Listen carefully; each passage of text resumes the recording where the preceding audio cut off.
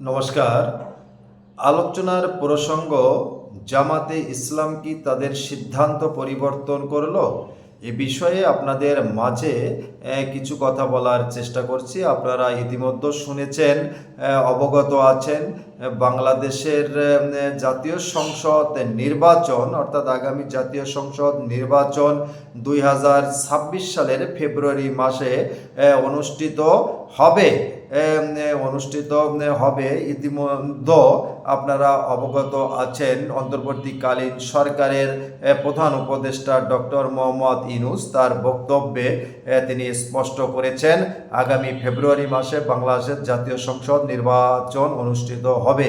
আপনারা এটাও জেনেছেন, পিআর পদ্ধতি ছাড়া নির্বাচনে অংশগ্রহণ করবে না জামাত ইসলাম।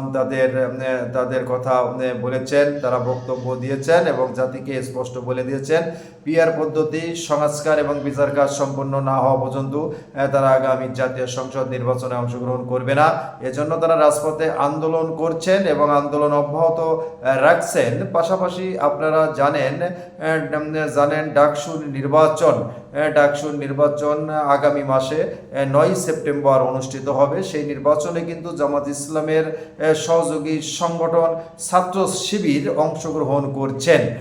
অর্থাৎ পিআর পদ্ধতি ছাড়াই কিন্তু ডাকসুর নির্বাচন অনুষ্ঠিত হচ্ছে এবং সেই নির্বাচনে জামাত ইসলামের সহযোগী সংগঠন ছাত্র শিবির অংশগ্রহণ করছে এবং তারা ভোটারদের কাছে অর্থাৎ ছাত্রছাত্রীদের কাছে ভোট চাচ্ছে।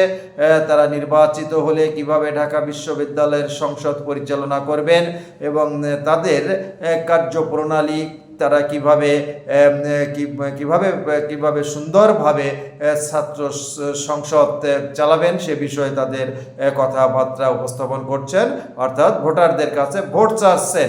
আমরা নিশ্চিত যে আগামী 9 সেপ্টেম্বরের নির্বাচনে তারা অংশগ্রহণ করছে এবং প্রতিদ্বন্দ্বিতা করছে। ইতিমধ্যে আপনারা জানেন সমস্ত প্রক্রিয়া ডাকসু নির্বাচনের শেষ হয়েছে, শুধু নির্বাচন অনুষ্ঠানের বাকি আছে এবং সে নির্বাচন অনুষ্ঠিত হবে 9 সেপ্টেম্বর। পিআর পদ্ধতি ছাড়াই নির্বাচন অনুষ্ঠিত হচ্ছে এবং সেই নির্বাচনে অংশগ্রহণ করছে জামাত ইসলামের সহযোগী সংগঠন ছাত্র শিবির। তাহলে আমরা স্পষ্ট যে জামাত ইসলাম তাদের সিদ্ধান্ত পরিবর্তন করেছে। আপনাদের মতামত এ বিষয়ে আপনারা জানাবেন। আমি আপনাদের সাথে বিষয়টি শেয়ার করলাম। আজকে আমার আলোচনা এ পর্যন্তই। সকলে ভালো থাকবেন। নমস্কার।